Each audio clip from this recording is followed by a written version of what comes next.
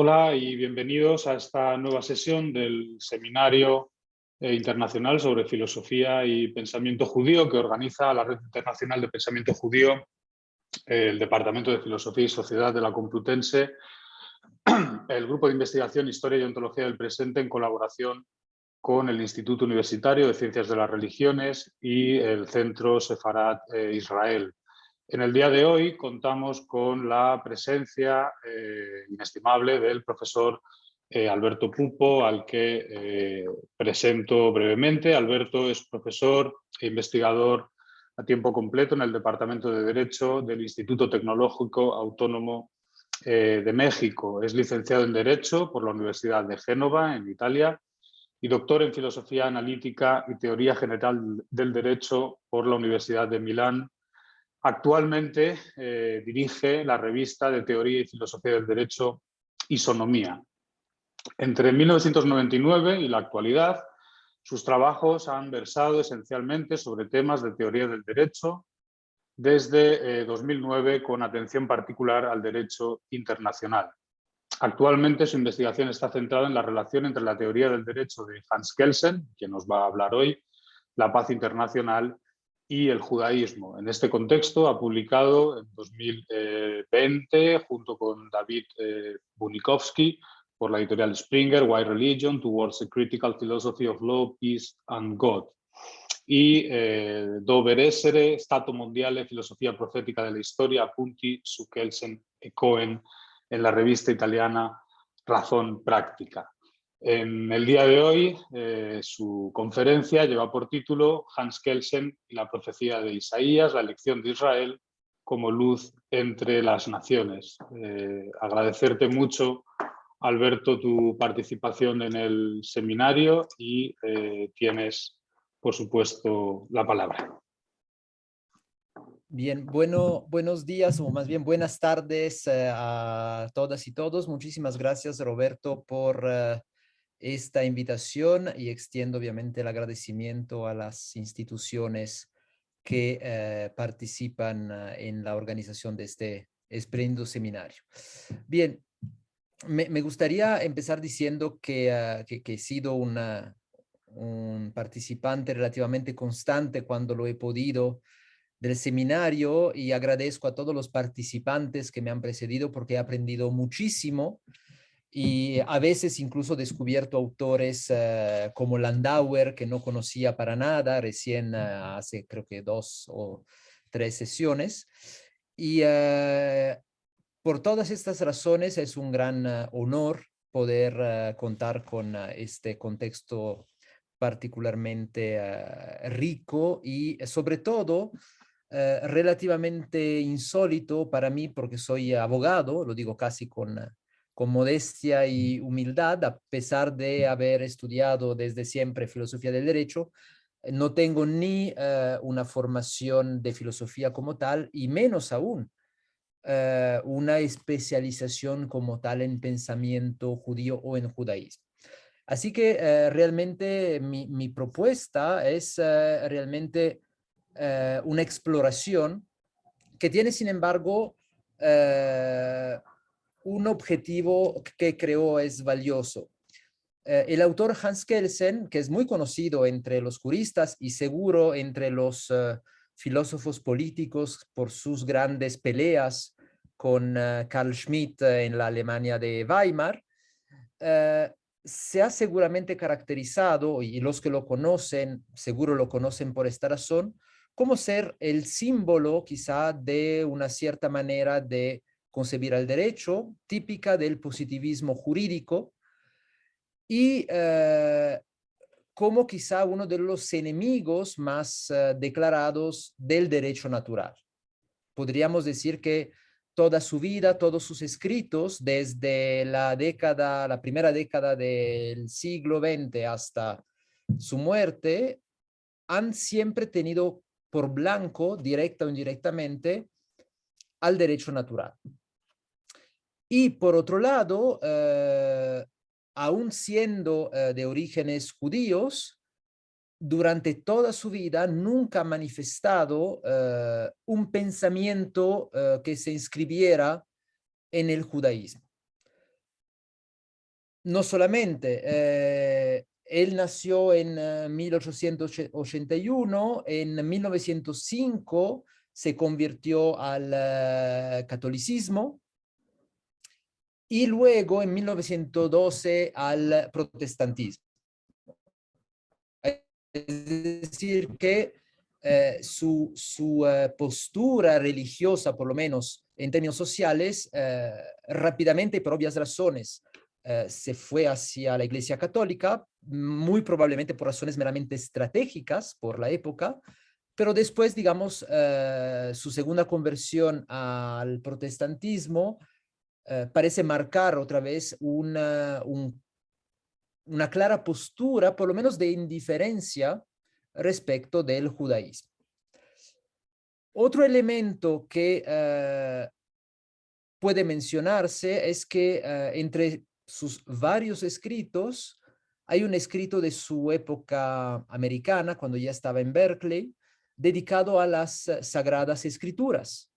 Y yo cuando a veces hablo de este texto, lo califico como muy spinoziano, en el sentido en que casi con sarcasmo hace un análisis de las escrituras, no solamente el Antiguo, sino también el Nuevo Testamento, esencialmente orientada a marcar las contradicciones, ¿ok? Es decir, un trabajo de exégesis, no malo, pero casi orientado a desacreditar la autoridad de las escrituras a partir de las numerosas contradicciones normativas, es decir, contradicciones entre preceptos expresados todos en el mismo contexto, actitud que podría llevarnos a calificar al autor Hans Kelsen como esencialmente anti-derecho natural y también anti-religioso. ¿Ok? Bien, ¿cuál es mi propósito? Bueno, demostrar todo lo contrario. Es decir, demostrar, o por lo menos marcar la pauta para una lectura de toda la teoría del derecho de Kelsen, que en particular abarca cuestiones de derecho internacional, como esencialmente marcada y absolutamente inscrita en un contexto esencialmente marcado por problemáticas comunes al pensamiento judío. Es decir, si uno quisiera utilizar una etiqueta, podríamos decir a Hans Kelsen, un pensador judío malgré soi, ¿ok? A pesar de él. A pesar de que él toda su vida marcara su relativismo moral, su laicidad, su reducción del derecho al derecho positivo, pues al final siempre su teoría del derecho ha dado cabida a algo, y es el tema particular de la conferencia de hoy, que tiene mucho que ver con el problema de la elección de Israel, interpretada como una relación compleja en donde interviene Dios, es decir, un sujeto no humano, y que de alguna manera constituye el fundamento último de todo el edificio normativo, y esa es la tesis fuerte, todo el edificio normativo en absoluto, es decir, de la misma noción de norma, ¿ok? Esto requiere una explicación previa que me permite también decir algo más sobre el contexto de la investigación. Kelsen no se ha casado con ningún pensamiento judío, pero desde el inicio de sus escritos reconoce la existencia de un fuerte paralelismo entre su teoría y la teoría de Hermann Cohen, en particular expresada por su obra Ética de la Voluntad Pura. ¿Y por qué paralelismo y no influencia? Porque fue un autor que escribió una reseña del primer libro de Kelsen, de su habilitación, que marcó estas similitudes. Es decir, el pensamiento de Kelsen terminó acercándose al pensamiento de Cohen, en particular sobre el concepto de origen, sobre la idea de que el conocimiento tiene un fundamento, un origen en el contexto de la filosofía neokantiana de Cohen, pero sin conocer a Cohen. Es decir, sin tener la menor idea de lo que estaban haciendo los filósofos de Marburgo. ¿Ok? Entonces, en términos del contexto de mi investigación, esta convergencia espontánea entre Kelsen y Cohen, que no es por una influencia directa de uno sobre otro, me hizo pensar que quizá, así como Cohen al final de su vida termina, digamos, juntando sus preocupaciones filosóficas y sus preocupaciones religiosas, quizá lo mismo podemos hacer para Hans Kelsen. Es decir, no necesariamente, como a veces se ha hecho con Cohen, hay que tomar por un lado Hermann Cohen neokantiano y luego el Hermann Cohen de los escritos judíos. Bueno, Kelsen no tiene escritos judíos, pero esto no significa que no se pueda ofrecer una lectura de su teoría del derecho a partir de una perspectiva que, como lo fue en Cohen y como lo fue en otros autores después de Cohen, en particular a mí me interesa Levinas, al final vincula de manera muy fuerte temas del pensamiento judío con temas básicos de filosofía jurídica y filosofía política. ¿En dónde vienen estos elementos en Kelsen? Esencialmente en dos elementos. Por un lado, el pacifismo de Kelsen, ¿ok? A pesar de siempre haber defendido una concepción positivista del derecho, es decir, haber negado la existencia de valores naturales, universales, absolutos, siempre desde sus primeros escritos hasta el final de su vida, Kelsen ha defendido con todas sus fuerzas la idea pacifista, ¿ok? Y esta idea pacifista, lo veremos más adelante, ya más en detalle, esencialmente se ha casado con una idea que me gustaría casi bautizar de anarquista, una idea que va hacia la disolución de la soberanía de los estados, ¿ok? Es decir, vincula claramente el proyecto pacifista con la desaparición de los estados soberanos, tal como los conocemos. Esto viene capturado en términos teóricos por una muy conocida teoría de Kelsen, que es la teoría monista del derecho. La idea básica, según la cual solo existe un sistema jurídico, es decir, todo lo que existe normativamente en el ámbito del derecho solo puede constituir un único sistema jurídico. Es decir, la idea es que el derecho solo puede ser concebido como uno y único, ¿ok? Y en este caso, como uno y único, solo puede tener un único fundamento de validez. ¿Qué entiende Kelsen por validez? La validez para Kelsen tiene por lo menos dos caras. La primera cara, que comparte con cualquier jurista probablemente, la validez significa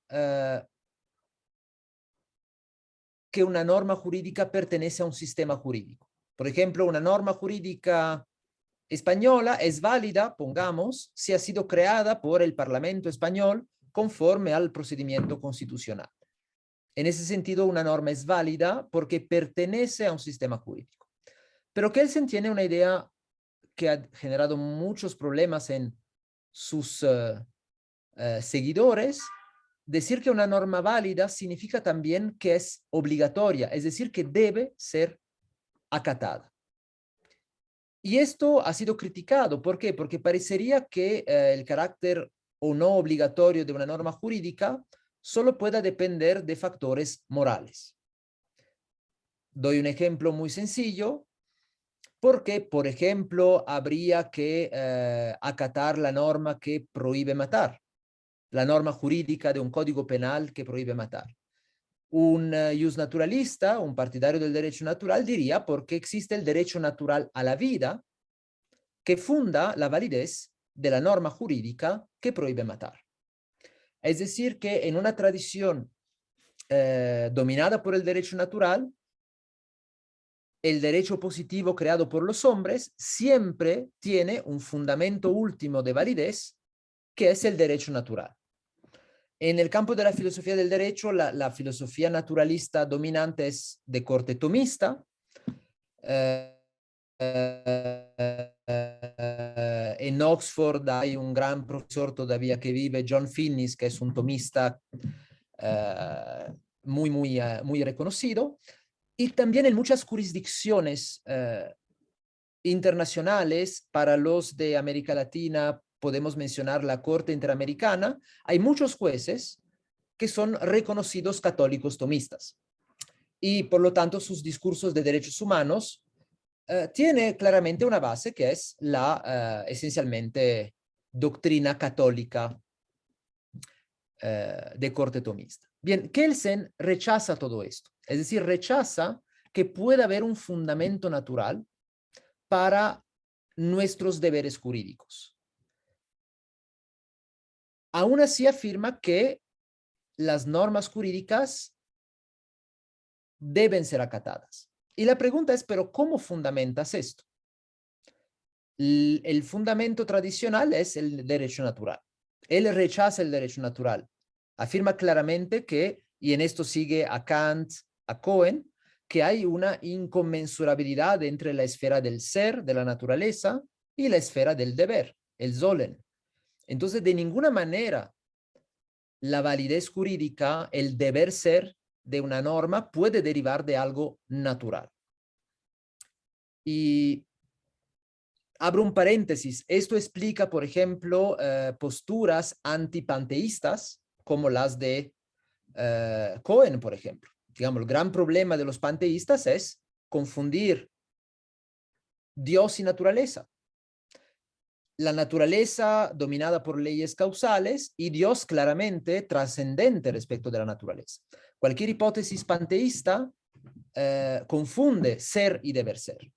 Y esencialmente la teoría del derecho natural, incluso una teoría que no incluyera la noción de Dios, comete el mismo error. Termina confundiendo lo que deriva de la naturaleza con lo que es nuestro deber. Podemos formular esto también hablando de la famosa ley de Hume, ¿no? No se puede derivar un deber de un ser. Bien, Kelsen esto lo defiende toda su vida. Entonces la pregunta, y es la pregunta problemática para todos los kelsenianos y todos los positivistas que tienden a tener una cierta simpatía con Kelsen, es ¿cómo es que podemos fundamentar el deber jurídico si evitamos un fundamento de tipo natural? Bien, la respuesta de Kelsen es una teoría muy conocida, teoría de la Grundnorm, de la norma fundante básica, como ha sido muy a menudo traducido, y afortunadamente por una reciente traducción española ya traducido como norma fundamental. En italiano se había traducido norma fondamentale y en español por alguna razón decidieron traducir durante mucho tiempo norma fundante básica y ahora recién se usó norma fundamental. ¿Qué es esta norma fundamental? Ya lo hemos dicho, la norma fundamental es el fundamento último de validez de todas las normas. Y cuando digo todas las normas, significa todas las normas en absoluto. Recuerden la teoría monista de Kelsen, ¿ok? Existe un solo sistema jurídico, así que habrá un fundamento último de validez y por tanto que pueda parecer raro, habrá un único fundamento último de validez por cualquier norma jurídica, desde la norma jurídica del municipio de Huejotzingo, Puebla, en México, hasta la norma jurídica de la FIFA que establece reglas sobre cuarentena de los jugadores de fútbol. Es decir, no hay norma jurídica en el mundo que se escape de su pertenecer a un único sistema jurídico y que no tenga el mismo fundamento último de validez. Bien, ¿qué es lo que hace esta norma fundante básica, según Kelsen? Esencialmente dos cosas. Primero, según Kelsen, esta norma fundante básica sería la norma que autoriza al primer legislador o poder constituyente histórico a legislar. Pongamos el caso de, pongamos México, uno puede ir de una norma jurídica actual hacia atrás hasta llegar a la independencia, a Miguel Hidalgo, pongamos, y uno podría imaginar que Miguel Hidalgo recibió su poder de alguna norma. Miguel Hidalgo, como hipotético primer constituyente histórico del México independiente, según Kelsen, debió haber sido autorizado por alguien. Debió haber recibido su poder por alguien. Y ese alguien, sin embargo, no puede existir. Porque si existiera ese alguien, deberíamos preguntarnos quién autorizó a ese alguien. Entonces, la norma fundante básica es simplemente el cierre de lo que si no sería, dice Kelsen, un regressum ad infinitum. Yendo hacia atrás, necesitamos una norma que autorice a un primer constituyente histórico, pero una norma que no puede haber sido creada por un ser humano, por un hombre. Porque de haber sido creada esta norma por un hombre, nos preguntaríamos de dónde deriva validez esta primera norma. ¿Ok? Entonces, si vamos hacia atrás, nos toparemos siempre con un fundamento último. Y ese fundamento último, esencialmente, es una norma jurídica, la norma fundante básica o fundamental, que autoriza al primer constituyente histórico. Entonces, la primera función o dimensión de este fundamento último de validez es que autoriza al primer constituyente histórico. Y este primer constituyente histórico puede ser cualquiera. Pero tiene una segunda dimensión esta norma fundante básica. No solamente es una norma que autoriza, que atribuye poder constituyente, es también una norma que obliga. Y en particular obliga a obedecer al primer constituyente. Es decir, es una norma, o algunos han visto dos normas, pero realmente esto no importa tanto.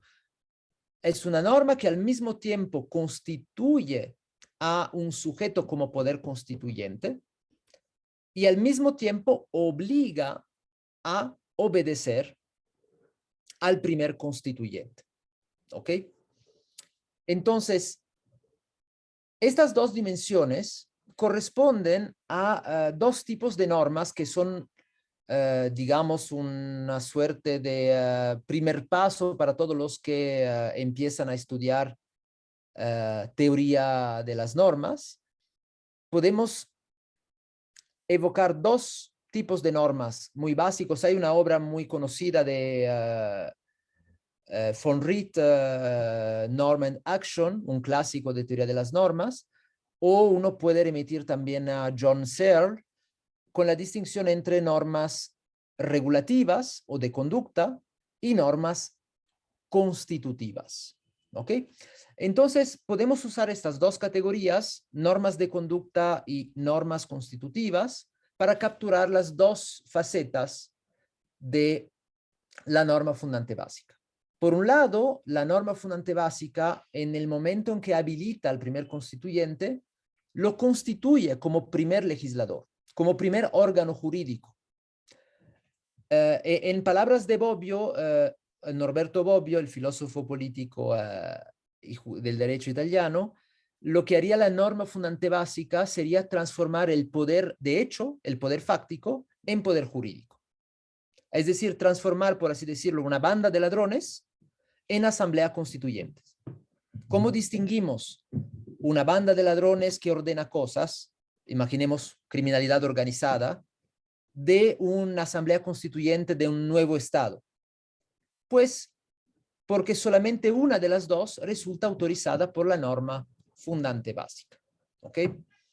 Y no sé cuántos y cuántas de ustedes estén conectados desde España. Para dar un ejemplo muy concreto, al momento de la famosa Declaración de Independencia de Cataluña, los juristas habrían podido o no presuponer una norma fundamental que atribuyera poder constituyente al nuevo gobierno autónomo independiente de Cataluña. No ocurrió. Se consideró más bien, en palabras de Kelsen, esta conducta como un ilícito, es decir, una violación de una regla, es decir, una violación de una regla del Estado ya existente, la monarquía española.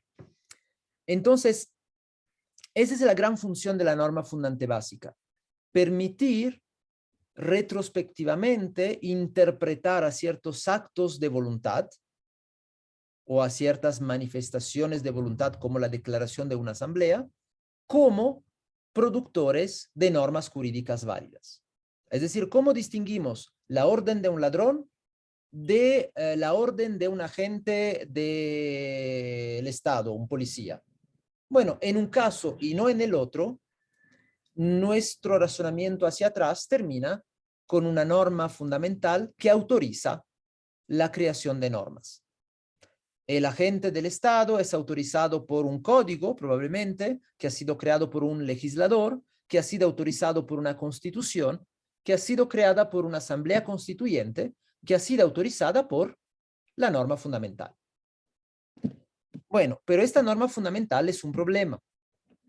Y aquí es en donde llama la atención una variación importante en el pensamiento de Kelsen.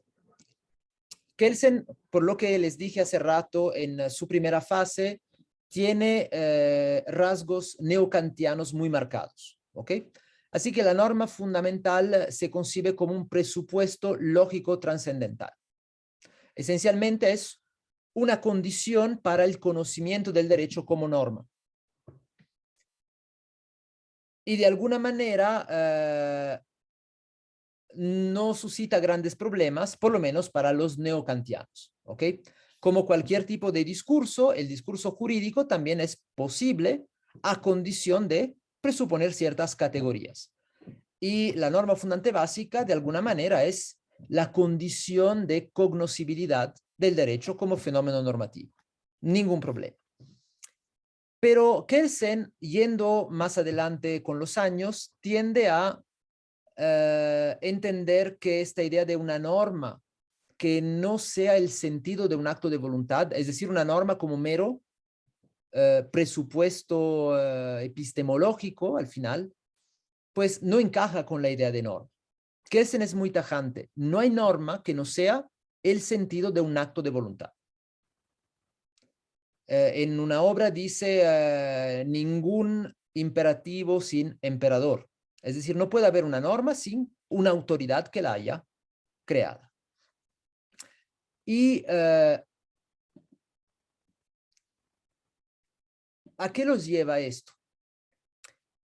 A que abandona la idea de la norma fundamental como presupuesto lógico trascendental, cosa que encajaba bastante bien con la teoría neokantiana del conocimiento, y en una obra póstuma muy importante,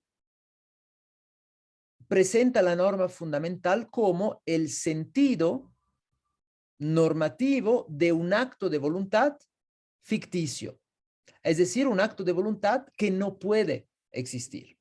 Y ahí se basa en la famosa teoría del como si de Weininger, diciendo la ficción se distingue de la hipótesis porque sabemos que la ficción no corresponde a la realidad. La hipótesis podría corresponder. La ficción se caracteriza por nuestro conocimiento de que la realidad es distinta. ¿Qué significa esto? Que la norma fundamental es el sentido normativo de un acto de voluntad que sabemos que no puede existir, que no es real. Pero, ¿qué quiere decir Kelsen con esto? Kelsen, recuerden, no es ningún teólogo, no es ningún filósofo del pensamiento judío, es un filósofo del derecho positivista. Real para él significa humano, es decir, un acto de voluntad real es un acto de voluntad formulado por Miriam, Marta, Pablo, Roberto o por cualquier otro ser humano. Esos son actos de voluntad reales que esencialmente podemos describir como ocurridos en un determinado tiempo y en un determinado espacio. Lo que está diciendo Kelsen es que la norma fundamental, como fundamento último de validez, es el sentido normativo de un acto de voluntad que no pertenece a este mundo, que no ha sido formulado por ningún ser humano. Bueno, de ahí el paso parece ser muy corto para decir que el fundamento último de validez es un acto de voluntad que no es humano, pero sigue siendo un acto de voluntad. Y el candidato obvio para jugar este papel es claramente Dios. Es decir, un Dios que tiene tintes coenianos, es decir, como una suerte de idea necesaria para que todo el sistema encaje, por así decirlo. Idea de Dios criticada, ya sabemos, por, digamos, probablemente todos. Ya Cohen ha salido muchas veces en el seminario como el malo de la historia por tener una visión demasiado formalista, digamos, de la idea de Dios. Pero aún así, desde la visión de un autor que se ubica en el terreno de las instituciones humanas, que rechaza cualquier tipo de dimensión religiosa en su teoría del derecho, esta idea de un fundamento último de validez que necesariamente debe ser el sentido de un acto de voluntad y que sin embargo no puede ser real, pues claramente invita a ampliar un poquito el horizonte. Les puedo asegurar que cualquier filósofo del derecho con el cual yo haya podido platicar, al momento de plantear esta lectura de Kelsen, hace los ojos muy grandes y amenazantes también. Porque Kelsen se ha marcado toda su vida por su actitud relativista moral, antirreligiosa. Así que imaginar una interpretación teológica de una teoría del derecho que ha esencialmente dominado el siglo XX del lado del positivismo, del relativismo moral, es muy peligroso. Es decir, y además que no existe ningún tipo de dato que haya dejado Kelsen para hacerlo. Es decir, a veces uno encuentra, ¿no?, el escrito inédito o la carta que escribió alguien y de ahí podría empezar a hilar una interpretación teológico-religiosa. En el caso de Kelsen realmente no hay nada. Pero muchos han destacado que hay un elemento trascendente en la teoría de Kelsen que no encaja con su postura positivista. Algunos lo usan para rechazar a Kelsen. Mi finalidad, y menos en el contexto de ese seminario en donde no hay escuelas, no pro o en contra de Kelsen, mi finalidad no es ni defender a Kelsen ni atacarlo. Simplemente establecer un puente. ¿Por qué un puente? Porque así como una introducción de la idea de Dios como fundamento último de validez puede ser útil para interpretar la teoría de Kelsen, también la teoría de Kelsen, y esa es la tesis que voy a sostener, puede ser útil para brindar una lectura de un problema clásico del pensamiento judío, que es la elección de Israel. Entonces aquí viene de alguna manera la parte más importante de mi exposición, es decir, cómo introducir una perspectiva filosófico-jurídica en un problema que ha sido obviamente analizado por personas mucho más brillantes y competentes que yo, pero por lo que he podido leer, raras veces o probablemente ninguna vez, tengo una sola excepción de todas las lecturas que he hecho, ha sido analizada a partir de una sólida teoría del derecho. Es decir, en términos teológicos, obviamente, en términos de estudios bíblicos, obviamente, eventualmente a partir del pensamiento de ciertos filósofos que se han dedicado explícitamente a cuestiones relativas al judaísmo, pero no como tal en términos de teorías del derecho, en donde la noción de sistema jurídico, la noción de norma jurídica, la noción también de paz, pero en términos jurídicos, han jugado un papel. En el título de la conferencia me apoyo esencialmente en Isaías, Obviamente, el discurso puede ir más lejos, es decir, hay fuentes más allá. Yo mencionaré quizá un par. Pero ¿por qué Isaías en particular? Porque de alguna manera hay una cierta tendencia a interpretar lo que se conoce como el tercer Isaías como el Isaías del universalismo, ¿ok? De la idea de una ampliación a todos los pueblos gentiles. Y no entraré obviamente en cuestiones interpretativas exegéticas de Isaías. Hay miles de cosas, he leído suficientes y yo creo que quedamos en un empate, es decir, un empate entre la lectura particularista y la lectura universalista de el último Isaías. Lo que me interesa es más bien releer a Isaías, pero utilizando estas categorías jurídicas. Y esto por una razón muy fuerte. Las categorías jurídicas que se usan día a día entre abogados, filósofos del derecho, esencialmente están todas inscritas en fuentes bíblicas. Y podría dar un solo ejemplo. Hay dos términos que usualmente se traducen por justicia, que esencialmente son tzedek y mishpat. Y hay una expresión que las combina y esencialmente es lo que en Estados Unidos se llama due process. Y los de Estados Unidos piensan que han inventado el due process. Y no, el due process existe esencialmente desde el Deuteronomio. ¿Ok?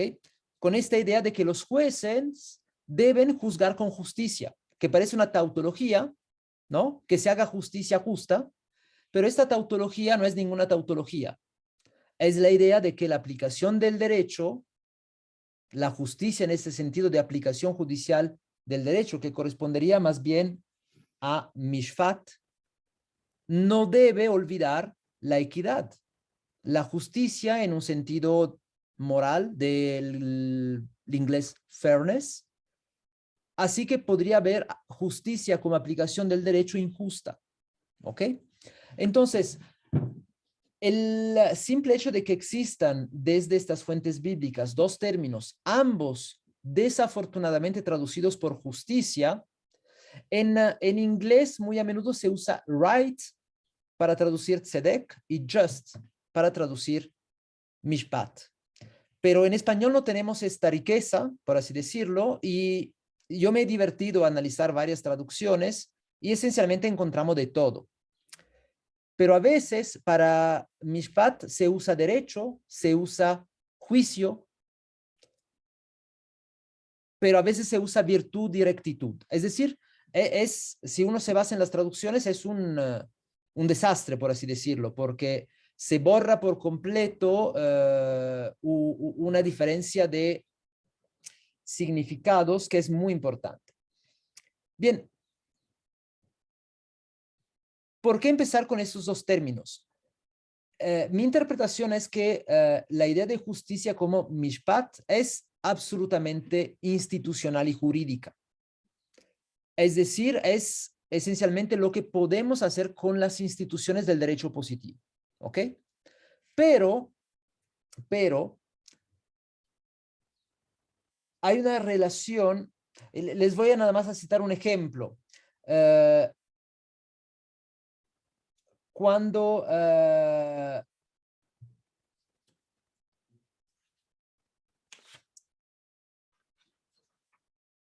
aquí es, en Isaías 51.4, cito, prestadme atención, pueblo mío, y oídme, nación mía, porque de mí saldrá una ley, Torah, y estableceré mi justicia, mishpat, para luz de los pueblos. En este caso, estableceré mi justicia, tiene mucho que ver con el fundamento último de un sistema jurídico, ¿ok? Pero podemos comparar con un texto en donde justicia viene en la versión de Tzedek, 48:18, siempre Isaías. Si tan solo hubieras atendido a mis mandamientos, entonces habría sido tu paz como un río y tu justicia como las olas del mar. Fíjense, uno puede considerar que los mandamientos, mitzvah, son esencialmente normas jurídicas, ¿ok? Pero de atender, de cumplir los mandamientos, ¿qué es lo que se realiza? Justicia en el sentido de tzedek, es decir, no la mera aplicación de un sistema jurídico, sino algo más. Y el uso de paz, shalom, para marcar el propósito o el posible resultado de la aplicación del derecho, evoca claramente una obra kelseniana relativamente reciente llamada Paz a través del derecho. Es decir, la idea de que la paz como valor supremo de justicia, justicia en el sentido de justicia material, tzedek, no algo meramente jurídico, esta paz como valor esencialmente político-moral solo puede alcanzarse a través de una aplicación de la justicia en términos de mishpat, es decir, en términos de justicia institucional, la justicia de los tribunales, la justicia aplicadas por los jueces. Recapitulando este primer punto, tenemos tres términos. Justicia tzedek, es decir, justicia, voy a decir sustantiva, justicia formal, jurídica, mishpat, y la paz. La paz, ¿qué papel juega en esta relación? Si seguimos a Kelsen, la paz no es un valor natural que fundamente la validez del derecho, porque en este caso sería una concepción jus naturalista. Uno podría pensar que la naturaleza pacífica del hombre justifica normativamente ciertas normas. Esto es lo típico que haría un jus naturalista pacifista, ¿ok? Postular a la paz como valor natural y eterno y al derecho como, de alguna manera, resultado, expresión de la naturaleza humana, la naturaleza pacífica. No, para Kelsen no es así. Kelsen tiene muchas expresiones de esta idea. La paz es un efecto posible, esperado, del carácter universal del derecho. Es decir, la paz universal es nuestro horizonte, y en el texto mencionado por Roberto hace rato, yo hablo claramente de un horizonte mesiánico. La paz es este horizonte que tenemos en la medida en que seguimos en nuestra lucha para la construcción de un Estado mundial, es decir, un orden jurídico internacional. Entonces, la paz no es el fundamento, la paz es el horizonte que puede ser alcanzado en la medida en que la justicia en el sentido jurídico se vuelve universal. Vuelvo a la primera de las dos citas: estableceré mi justicia para luz de los pueblos. Y aquí es en donde obviamente nos topamos con la gran ambigüedad de esta expresión, ¿ok?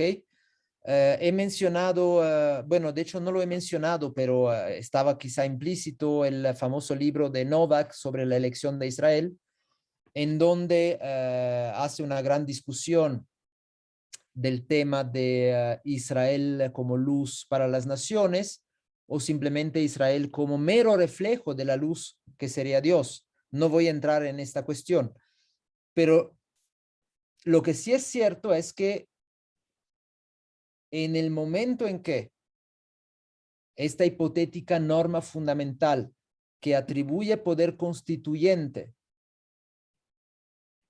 al pueblo de Israel, puede ser primer pacto, segundo pacto, no importa, pero al pueblo de Israel,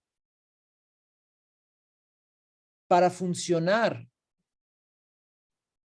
como mandatario, como representante de Dios, es decir, representante de la ley de Dios, y funcionar, por lo tanto, como luz para los pueblos o luz para las naciones, y de esta manera realizar la paz universal, que esencialmente es el mensaje de Isaías, pues esto al final no es muy distante de una norma fundante básica que es el sentido del acto de voluntad de un sujeto que no es humano, Dios, que otorga poder, pero también una carga, es decir, poder, pero también obligaciones a un sujeto que puede ser individual, Abraham, o colectivo, el pueblo de Israel, para llevar a cabo una misión que es esencialmente jurídica. Es decir, por un lado, realizar a través de juicios justos ciertos valores, pero también que se realiza por la obediencia a los mandamientos. Y la relación entre elección y obediencia a los mandamientos es muy clara, y esto por lo menos desde Deuteronomio, cito rápidamente, 6:25, y habrá justicia para nosotros si cuidamos de observar todos estos mandamientos delante del Señor nuestro Dios, tal como Él nos ha mandado. Es decir, el hecho de seguir, obedecer a los mandamientos es inseparable de lo que ya hemos mencionado, es decir, de la elección del pueblo y de la misión que es establecer justicia, realizar la paz. Esto me permite mencionar un punto, sería, digo, el libro de Novak sería merecedor de una discusión párrafo por párrafo, pero me limito a mencionar algunos puntos muy básicos. Se pregunta, ¿pero por qué la elección de Israel? ¿Existe algún rasgo que tenía el pueblo de Israel para que fuera objeto de la preferencia de Dios, de la elección de Dios? La respuesta suya es claramente no. ¿Ok? La segunda pregunta es, ¿pero realmente podemos hablar de un pacto? Es decir, ¿realmente podemos hablar de lo que jurídicamente diríamos que es un acto bilateral, un contrato? Y su respuesta es también no.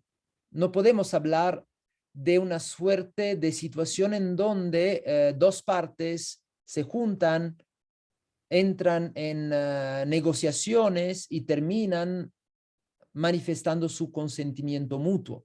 Ese es un contrato. Entonces, claramente, a pesar de que la idea de alianza, la idea de pacto, la idea de convenio sea una idea muy básica, una interpretación más atenta ve claramente en esa situación una situación unilateral. Es decir, no hay un consentimiento de Israel, del pueblo de Israel o de Abraham, que marca la validez del acuerdo. Es más bien una norma unilateral por la cual Dios atribuye a Abraham y por extensión al pueblo de Israel el rol de primer constituyente. Y el rol de primer constituyente es, en una palabra, una gran responsabilidad. Gran responsabilidad significa dos cosas. Responsabilidad ante las demás naciones por la misión que tienen que llevar a cabo, pero también responsabilidad como culpa por cualquier hipótesis de transgresión de los mandamientos que se acompañan de la misión encargada. ¿Qué significa esto? Que la elección de Israel, si lo interpretamos a la luz de la noción de regla constitutiva, es constitutiva del pueblo de Israel como pueblo encargado por Dios, A, de cumplir con ciertos mandamientos, y B, de llevar a cabo una misión. Y esto lo dice más Jeremías que Isaías. En el momento en que se deja de cumplir con esto, se rompe la relación. Es decir, la elección de Israel no es una elección para siempre. Es conceptualmente determinada por estos dos factores: el cumplimiento de los mandamientos y el llevar a cabo la misión. Y esta misión es nada más y nada menos que la creación de un estado de justicia universal. Ahora bien, Novak usa muy a menudo la expresión de cosmic justice, justicia cósmica, pero no hay expresión más desorientadora, digamos, salvo si estamos en la guerra de las galaxias y pensamos al cosmos como un universo de muchos planetas. Uno puede tranquilamente reemplazar la idea de justicia cósmica por una idea mucho más terrenal, la idea de una comunidad jurídico-normativa universal, que es esencialmente lo que preconizaba Kelsen, es decir, un único sistema jurídico para todos, en donde ya no habría estados soberanos, en donde los estados tradicionales solo serían, como dice él, esferas territoriales de validez de normas universales. Y este mensaje lo tenemos otra vez en Isaías y Jeremías muy claro. Dios se la pasa preconizando el destruir las naciones, borrar sus fronteras. Es decir, el proyecto es esencialmente el proyecto de la creación de una comunidad universal. Y esto, aunque Cohen no sea el protagonista de mi exposición, hay una idea que Cohen manifiesta muchas veces sobre el retorno a Jerusalén, ¿no? Saben ustedes que Cohen era antisionista y él varias veces dijo, no se equivoquen, cuando se habla de un retorno a Jerusalén, es una noción simbólica. Jerusalén es símbolo de la humanidad. Entonces, un nuevo reino de Jerusalén no es un nuevo Estado de Israel en Jerusalén, digamos, idea sionista política que terminó siendo dominante, sino es la idea de una comunidad jurídico-normativa universal. ¿Ok?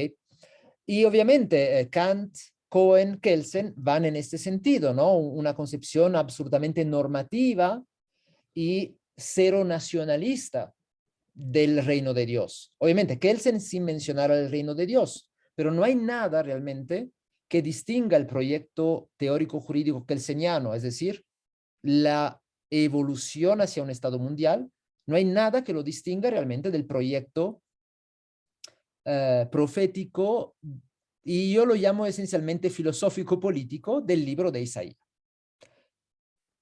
Así que el pacifismo de Kelsen, todos dicen que viene de Kant. Y yo digo, no viene de Kant, viene de Isaías, que lo había dicho de manera mucho más clara, de manera mucho más jurídica de lo que hizo Kant, que Kant termina siendo jus naturalista, es decir, Kant sigue pensando que hay un orden natural, que la naturaleza humana nos lleva a imponernos deberes. La visión bíblica, sobre todo en Isaías y Jeremías, es muy positivista. Bueno, con un detalle. Este detalle se llama Dios.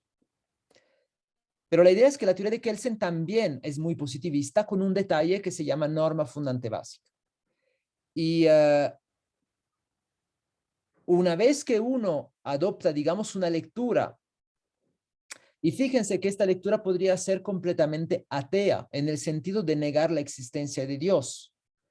Y aquí quiero citar para terminar a Salomón Maimón, que no es muy conocido, pero a mí me parece excelente, que hablando de la existencia de Dios, dice, casi utilizando un lenguaje de los epistemólogos contemporáneos, dice que hablar de la existencia de Dios es un error de categoría.